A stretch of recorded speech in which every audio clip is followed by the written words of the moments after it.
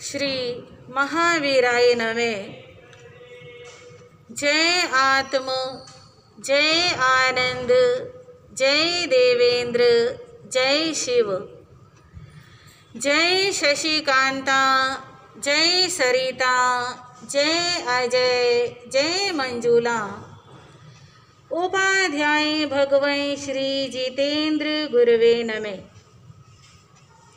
गुरु कृपा से गुरु चरणों में रहकर ये तुच्छ बुद्धि जो भी स्वीकार कर पाई, कुछ आपके समक्ष रखने का प्रयास करूंगी।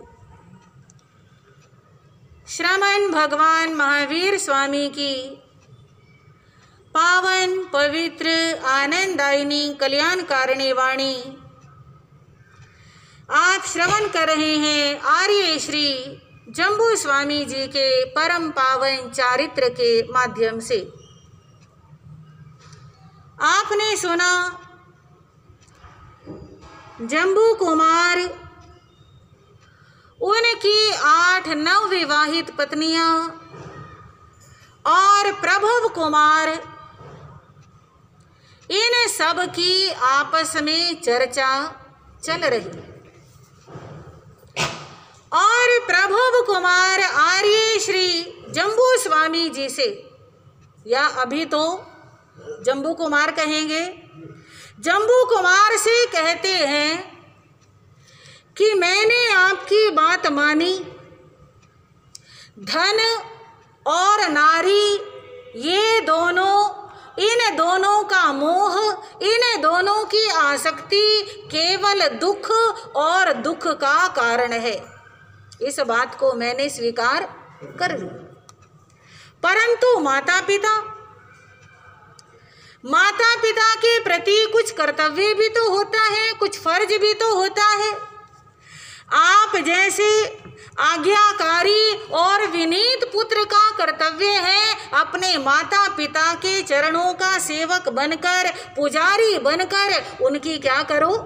सेवा करो। अब जम्बू कुमार फरमाते हैं कि प्रभव कुमार, आपने जो बात कही इस विषय में भी मैंने बहुत अच्छी प्रकार से चिंतन मनन कर लिया है और मैं जानता हूँ इस संसार का कोई जीव ऐसा नहीं जिसके साथ हमारा कोई संबंध, कोई क्या, सारे ही संबंध एक बार नहीं अनेक बार जुड़ चुके हैं। किसे माता कहें, किसे पुत्र कहें, जो आज माता है वो कभी ना कभी हमारी पत्नी भी रह चुकी है, हमारी पुत्री भी रह चुकी है, हमारा भाई भी रह चुकी है। हाँ, हर जीव के साथ हर संबंध अनेक बार जुड़ चुका है। तो इसलिए प्रभव कुमार, मुझे ये बताओ, केवल इसी जन्म के माता पिता के साथ संबंध निभाऊं या हर जन्म के माता पिता के साथ संबंध निभाऊं? हाँ जी, इधर ध्यान दें।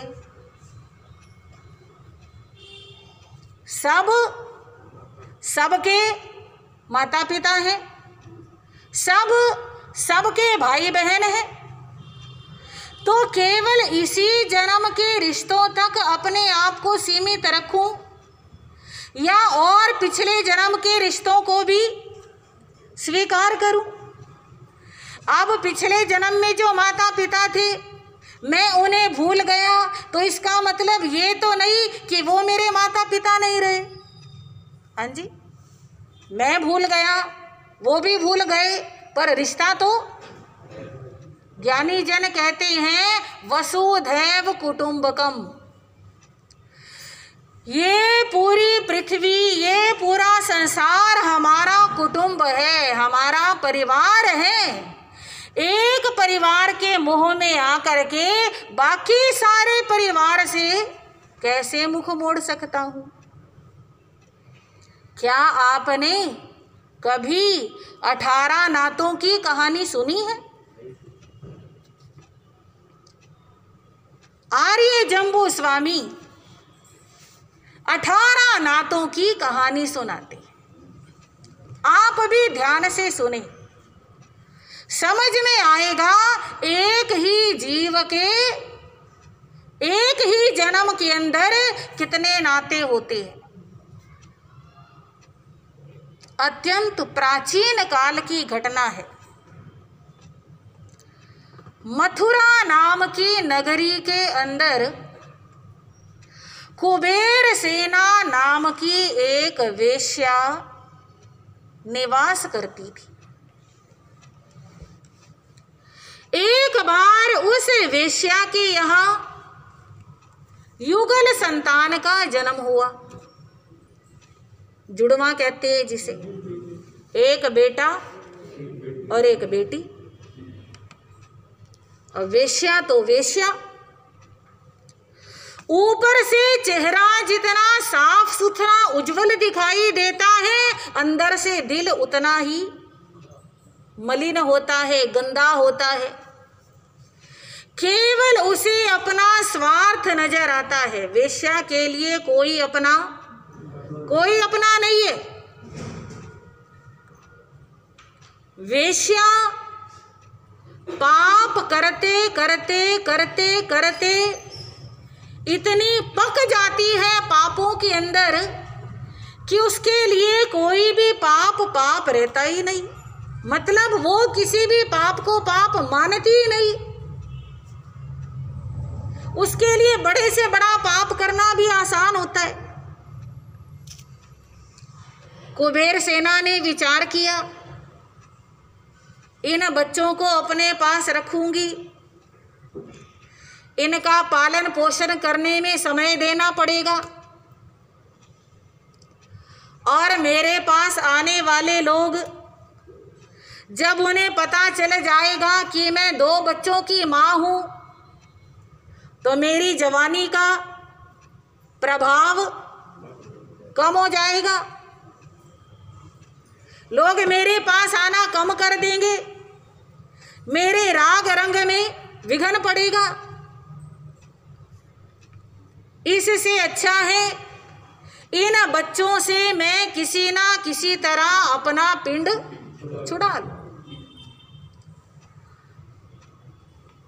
कुबेर सेना ने उन बच्चों के नाम एक का कुबेर दत्त और एक का कुबेर दत्ता रखा। एक का भाई का कुबेर दत्त और बहन का कुबेर दत्ता। उसने उन बच्चों के नाम से अंगूठियां भी बनवा रखी थी। पर अब मन में विचार आता है इनसे पिंड छुड़ाने का, तो एक उपाय किया। एक बड़ी सुंदर लकड़ी की पेटी ली, उस पेटी में उन दोनों बच्चों को रख दिया और वो अंगूठियां भी रख दी, और उस पेटी को बंद करके जमुना में प्रवाहित।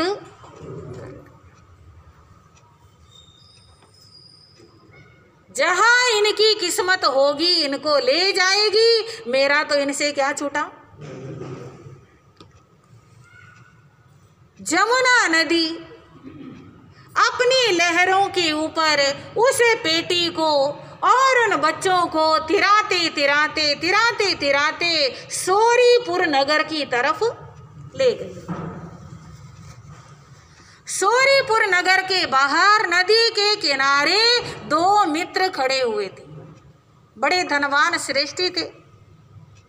उन्होंने दूर से पेटी को आते हुए देखा तो सोचा इसमें जरूर कुछ माल होगा, और सलाह मिलाई इस पेटी को निकलवाते हैं और जो भी माल होगा आधा आधा दोनों बांट लेंगे। वहीं पर नाविक भी घूम रहे थे,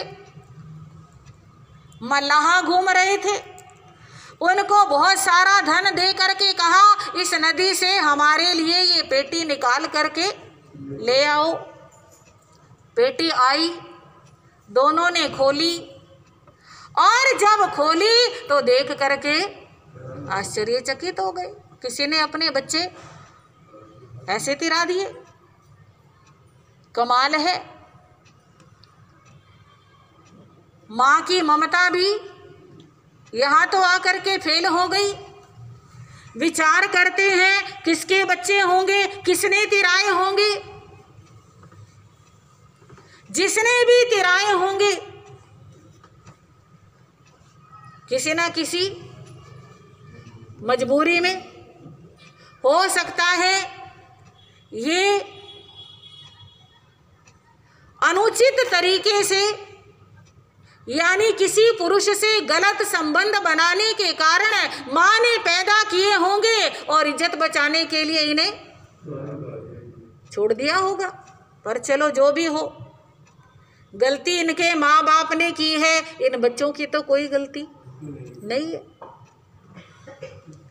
और अब संयोग से हमारे पास आ ही गए तो हमारा कर्तव्य है हम इनकी क्या करें, रक्षा करें, इनका लालन पालन करें। एक सेठ ने बेटा ले लिया, एक सेठ ने बेटी ले ली, नाम वही रखे हैं कुबेर दत्त, और क्योंकि अंगूठियां रखी थी, और काफी समय तक मिले जुले नहीं। दोनों बच्चे जवान हो गए अपने अपने यहाँ पल करके, और समय आने पर संयोग कुछ ऐसा बैठा कि कुबेर दत्त का विवाह कुबेर दत्ता से, मतलब जो भाई बहन थे अब क्या बन गए, पति पत्नी बन गए। इसमें भी उनका कोई दोष नहीं, क्योंकि वे जानते ही नहीं। एक दिन दोनों पति पत्नी या ये कहो भाई बहन चौपड़ खेल रहे थे। खेलते खेलते एक दूसरे की अंगूठी पर नजर पड़ी, तो बिल्कुल सेम डिजाइन और बिल्कुल नाम भी सेम, कुबेर दत्त कुबेर दत्ता। आपस में बात की, तुम्हें ये अंगूठी कहाँ से मिली? कहते मेरे माँ बाप से। और वो कहते हैं मुझे मेरे माँ बाप ने दी, और ये तो हम कब से पहने हुए हैं। कुछ ना कुछ दाल में काला है। और एक दूसरे की शक्ल की तरफ ध्यान दिया, शक्लें भी बिल्कुल सेम, मिलती जुलती, क्योंकि जुड़वा पैदा हुए। कोई रंग में अंतर नहीं, कोई नए नक्श में अंतर नहीं, बिल्कुल एक जैसे। कुछ मन में संदेह आया, अपने अपने माता पिता से पूछा हमारे जन्म का क्या रहस्य है। और दोनों के माता पिता ने बता दिया कि जमुना में से बहती हुई पेटी आई थी, उसमें से 2 बच्चे निकले थे और तुम वही। सारा मतलब साफ साफ हो गया कि एक ही पेटी में से दोनों निकले, तो इसका मतलब एक ही माँ बाप ने डाले होंगे। एक माँ बाप ने डाले, इसका मतलब हम दोनों भाई बहन। और दोनों की स्थिति, ये संबंध पता लगने के बाद ऐसी हो गई कि धरती फट जाए और हम यही समाज। ये क्या पाप हमारे से हुआ। कुबेर दत्त तो लज्जा के भार को सहन नहीं कर सका, वो सोरीपुर छोड़ करके मथुरा चला गया। देखो किस्मत, जहां से आया था वहीं चला गया, और मथुरा में जाकर के अपना व्यापार जमा लिया। और वहां पर भी गलत यार दोस्तों की संगति मिली, और उसी कुबेर सेना वेश्या के पास पहुंच गया। समझ आ गई बात। ये कुबेर सेना कौन थी? उसकी माँ थी, और वहीं पर वो भी पहुंच गया। और इधर कुबेर दत्ता, कुबेर दत्त तो चला गया, कुबेर दत्ता वहीं पे रह रही है। दिन रात तिल तिल तिल तिल करके पश्चाताप की आग में जल रही है। उसके मन को, उसकी आत्मा को पल भर का भी चैन नहीं, क्योंकि जहाँ पर हम रहे हैं, बड़े हैं, जहाँ पर गलती हुई है वो जगह बदल जाए तो जगह बदल के जाने वाले का तो ध्यान हट जाता है, पर जिसे उसी जगह पे रहना हो उसे तो बात बात में याद आती है। उसकी स्थिति ऐसी हो गई कि बाहर से आग नजर नहीं आती, पर अंदर से हर समय जलती रहती है। एक बार परम उपकारी तिन्नानम तारयानम, स्वयं तरने और दुनिया को तारने वाले जहाज कोई संत मुनिराज सोरीपुर नगर में पधारे और कुबेर दत्ता भी उनका उपदेश सुनने, उनके दर्शन करने के लिए चली गई। संतों के सानिध्य में बैठकर उनका उपदेश सुनकर मन को थोड़ी शांति मिली। और जब सब लोग उपदेश सुनकर चले गए तो कुबेर दत्ता संत से, मुनिराज से हाथ जोड़कर कहने लगी कि गुरुदेव, मेरे मन के अंदर एक बात है और एक चिंता मेरे मन के अंदर है जो घुन की तरह अंदर ही अंदर मेरे को खाई जा रही है। मेरे साथ ऐसे ऐसे हुआ। पहले तो जन्म लेते ही मुझे ये नहीं पता मेरी माँ कौन, मेरा बाप कौन, और फिर चलो पालन पोषण हुआ, विवाह हो गया भाई के साथ। ये पाप का बोझ मेरे दिल से निकलता नहीं है। आप मेरे को बताओ मैं क्या करूं जिससे ये पाप की भावना मेरे अंदर से खत्म हो जाए। संत बड़े ज्ञानी थे, कहने लगे कुबेर दत्ता, इंसान को जिंदगी में जो भी प्राप्त होता है उसके पीछे उसके पिछले जन्मों के कर्म होते। आपके साथ ये घटना घटी, इसके पीछे भी आपके पिछले जन्म का कर्म है। कहते गुरुदेव मेरे को बताने की कृपा करें, मैंने क्या पाप किया था जो उस पाप ने इस जन्म में भी मेरे से पाप करा दिया। तो गुरुदेव बताने लगे, सुनो कुबेर दत्ता, जो तुम्हारा भाई या जो तुम्हारा पति बना वह और तुम पिछले जन्म के अंदर भी पति पत्नी थे और तुम दोनों ने गुरुओं का उपदेश सुन करके ब्रह्मचर्य पालन का नियम ले लिया।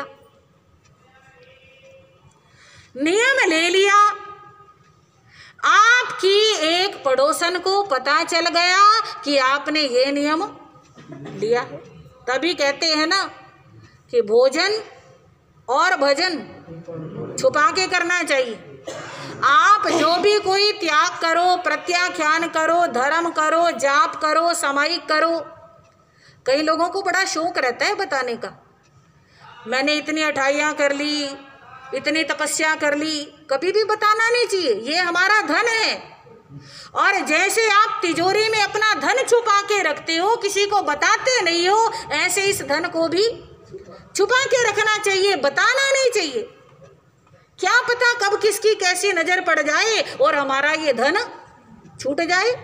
और होता है कई लोगों के साथ, टोक लग जाती है, अच्छी भली सामायिक चल रही थी वो भी छूट जाती है।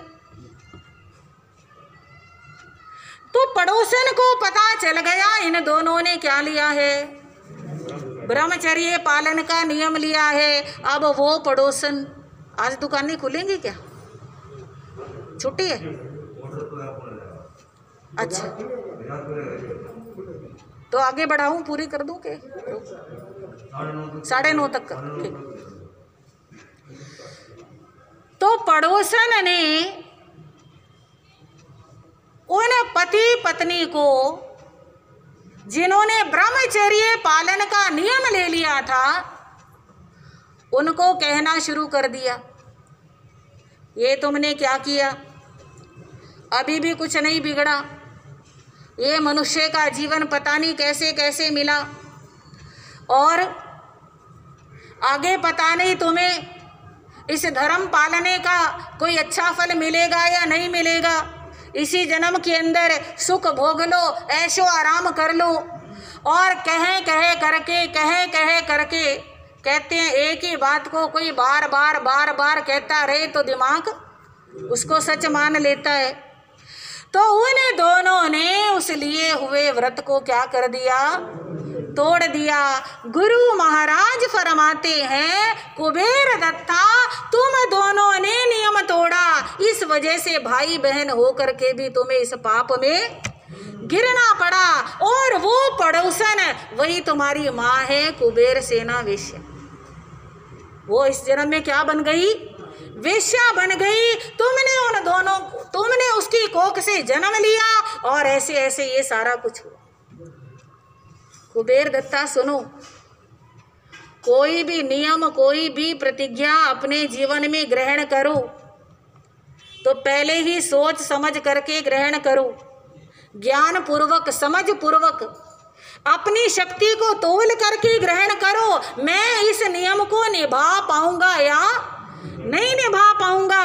सारा कुछ सोच समझ के प्रतिज्ञा लो और ले ली तो मर जाओ, पर उस प्रतिज्ञा को तोड़ना नहीं चाहिए। ये प्रतिज्ञा को तोड़ने का दुष्परिणाम तुम्हारे सामने आया है। पर चलो कोई बात नहीं, जो हो चुकी वो तो अब उसको तो बदल नहीं सकते।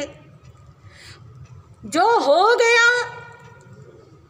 उसका प्रायश्चित करो, उस गलती को स्वीकार करो, आगे से गलती ना करने की प्रतिज्ञा करो और तपस्या के द्वारा, संयम के द्वारा अपने पाप कर्मों की, अशुभ कर्मों की और सारी कर्मों की निर्जरा करो।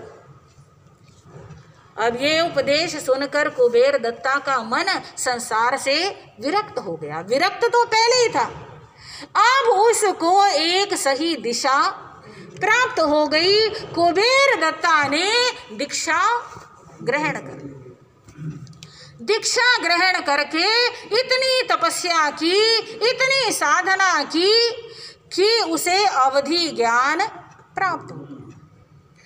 अवधि ज्ञान प्राप्त हुआ तो एक दिन उपयोग लगाते लगाते उसका ध्यान गया कि जो मेरा भाई है, देखो तो सही वो कहाँ है और क्या कर रहा है। अपने ज्ञान में देखा कि वो तो कहाँ पहुंच गया, मथुरा पहुंच गया। और अब वो बहन के पाप से मुक्त हुआ और माँ के साथ पाप में, ओहो, घोर अनर्थ हो गया। ये तो उसने अपने मन को बिल्कुल साध लिया था, पर फिर भी इस पाप को देख करके उससे रहा नहीं गया। मन में भाव आया, वो दोनों तो अज्ञानी हैं, उन्हें तो पता नहीं, इसलिए पाप में पड़े हैं, पर मेरे को अब पता चल गया है। अब मेरा कर्तव्य बनता है मैं जाऊं और जा करके उन दोनों को पाप कार्य से मुक्त करूं। गुरनी जी के पास आई, सारी बात बताई, आज्ञा मांगी और गुरनी जी ने देखा ये इस योग्य है कि उनको सही रास्ते पर ला सकती है। आज्ञा दे दी, विहार करके मथुरा आ गई और आ करके उसी वेश्या के यहाँ पहुंच गई। वेश्या उसे देख करके हैरान, मेरी तो गली से भी कोई अच्छा आदमी, कोई अच्छा साधु साध्वी निकलता ही नहीं है, और ये तो मेरे घर में आ गए, मेरे तो भाग्य जाग गए। हाथ जोड़े, पूछा कैसे पधारे। साध्वी जी ने कहा, कुबेर सेना, मैं आपके यहाँ कुछ समय के लिए रहने आई हूँ। मेरे को आपके यहाँ कुछ समय रहने के लिए स्थान चाहिए, मेरे को आज्ञा चाहिए। कोई मेरे को छोटा मोटा कमरा दे दो, कोई कोठरी दे दो, मैं तो उसी में रह लूँगी। अब वेश्या कहने लगी, मेरे तो अहोभाग है, आप यहाँ रुकोगे, इतना बड़ा मेरा भवन है, कहीं भी रुक जाओ, मेरे को कोई आपत्ति नहीं, परंतु आपके ऊपर आपत्ति आ सकती है, क्योंकि एक ही स्थान पर अंधकार और प्रकाश दोनों नहीं रह सकते। मैं अंधकार हूं, आप प्रकाश स्वरूप हो,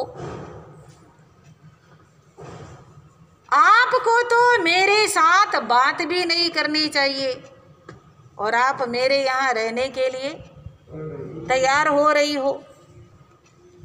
थोड़ा सोचो, यहाँ का माहौल ऐसा है, यहाँ का वातावरण ऐसा है, यहाँ की हवा के अंदर भी पाप के कीटाणु हैं।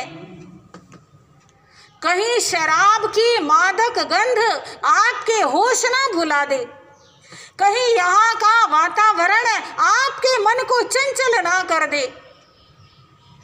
इसलिए सोच विचार लो, मेरे को तो कोई दिक्कत नहीं है, मेरी तरफ से तो आज्ञा है, पर आप सोच लो आपको यहाँ रहना चाहिए या नहीं रहना चाहिए। अब साध्वी जी मन में विचार करती हैं, इनका भला करना है, उपकार करना है, तो मेरे को यहाँ पे रहना ही पड़ेगा, क्योंकि ये तो मेरे पास, हाँ जी, ये तो मेरे पास आएंगे नहीं और मेरे को ही यहाँ पे रहना है। और अपनी शक्ति का साध्वी जी को पूरा ज्ञान था कि कैसा भी परिचय आ जाए, मेरा चित्त डावाडोल होने वाला नहीं है। साध्वी जी ने कहा कि कोई बात नहीं, मैं अच्छी तरह से सोच समझ के पूरे होशोहवास में आपसे यहाँ रहने की आज्ञा मांग रही। अब इतने देर में वेश्या का भी दिमाग घूम गया। वो सोचती है, मैंने कह तो दिया कि यहाँ पे रह लो, परंतु अगर ये यहाँ पे रहेगी तो मेरा धंधा, क्योंकि कितने लोग ऐसे हैं जो समाज की नजरों में बड़े धर्मात्मा बने हुए हैं, पर चोरी छुपे मेरे पास आते हैं। वे सब इनको देखेंगे तो यहाँ पे आ नहीं पाएंगे। बड़ी गलती हो गई, मैंने ये बोल दिया कि मेरे यहाँ पे रह जाओ। अब उसने दिमाग लड़ाया, एक उपाय सूझ गया, कहने लगी कोई बात नहीं, अगर आप यहाँ रहने को तैयार हो तो रहो, पर मेरी एक शर्त है, और शर्त ये है कि मेरा एक छोटा बच्चा है, उसे भी तुम्हें संभालना पड़ेगा, यानी उसकी आया बन के रहना हो तब तो मैं रख लूंगी, वरना। अब साधु जीवन के बिल्कुल खिलाफ है वेश्या के यहाँ रहना और किसी का बच्चा ऐसे पालना, पर लाभ ज्यादा है और नुकसान तो बस इतना ही है कि जो देखेगा वो मेरे ऊपर थूकेगा। नुकसान तो बस इतना है कि लोक में मेरी इज्जत खराब होगी, पर कोई बात नहीं, इज्जत बेइज्जती कब तक की है, इनकी आत्मा तरेगी, तो इनकी आत्मा को उतारने के लिए मेरे को बेइज्जती कराना भी मंजूर है। वो कहने लगी ठीक है, मैं आपका बच्चा संभाल लूंगी, आप मेरे को यहाँ रहने की जगह दे दो। वेश्या ने सोचा ये तो बिल्कुल पक्की है, ये तो यहीं पे रहेगी, ये तो जाने वाली है ही नहीं। तो कहा चलो कोई बात नहीं, अपनी जो चित्रशाला थी उसके बराबर में एक छोटी सी कोठड़ी थी, वो कोठड़ी दे दी। अब साध्वी जी रह रही है, उस वेश्या का बच्चा संभाल रही है, और कुबेर दत्त रोज आता है, उसका तो यही काम है, और वेश्या का भी वही काम है, और बतेरी दुनिया आती है, नाच गान चलता है, खूब रंग सभा जमती है। और साध्वी जी मौका देख रही है, कब मेरे को मौका लगे और कब मैं इनको समझाऊं। और एक दिन मौका लग ही गया। चित्रशाला के अंदर कुबेर सेना और कुबेर दत्त दोनों हैं और बच्चा साध्वी जी की गोद में है और साध्वी जी उस बच्चे को खिला रही है। बच्चा रोने लगा, वो उसको चुप कराती है, वो चुप नहीं होता। अंदर से वेश्या आवाज लगाती है, ए तपस्विनी, तेरे को मैंने इसीलिए तो रखा हुआ है कि तू मेरे बच्चे को खुश रखे। मेरा बच्चा रो रहा है, तू उसे चुप करा, कोई गाना सुना, कोई लोरी सुना ताकि मेरा बच्चा सो जाए। अब साध्वी जी ने देख लिया इनका ध्यान भी अब किसकी तरफ है, मेरी तरफ।